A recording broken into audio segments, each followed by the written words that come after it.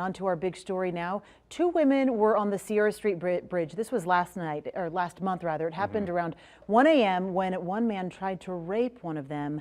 And that's when one of those women shot him. And while Reno Police Department says that this shooting was justified, they also cited her for possessing a firearm while intoxicated. So what's the situation with this one?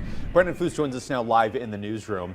And what did instructors have to say about this incident in particular? Well, and then they say an event like that is exactly what you train for, even though you hope it never comes to that point. In this case, it's fortunate she had a firearm to defend herself, but instructors say it's even more important she knew how to use it.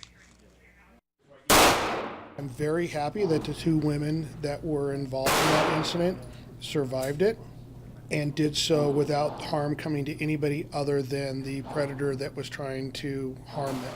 Last month, a woman in downtown Reno justifiably shot a man who was trying to rape her and her friend.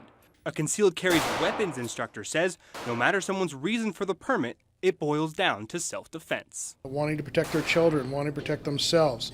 Some people it's because they're transporting larger sums of money, they're working at night, they're working or living in a part of town that frequents criminal activity more than others. Sandy Goff was out practicing at Reno Guns and Range today. She's had a concealed carry permit for some time. When I was going to college and walking at nighttime, self-defense. She agrees with instructors on the importance of proper training. Training is everything. It becomes an extension of you. You have to be able, if you pull it out, you got to be able to use it. While the woman in last month's shooting used the gun effectively, she was cited for carrying a gun while intoxicated. The law says the blood alcohol content limit for carrying a gun is 0.10. Even so, instructors preach safer practices. We also know that when people drink, even though they're not legally intoxicated, it can change or may change how we behaviorally act.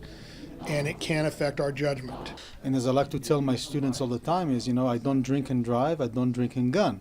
I'll always find the designated driver, who is hopefully will be also the designated gunner.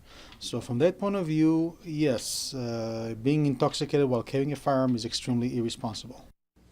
And Oren says firearms aren't for everyone. He says there are other options like stun guns, tasers, and pepper spray to name a few, if you still want a tool for added self-defense. Covering the story live in the newsroom, Brandon Foose, 2 News. All right, Brandon, thank you.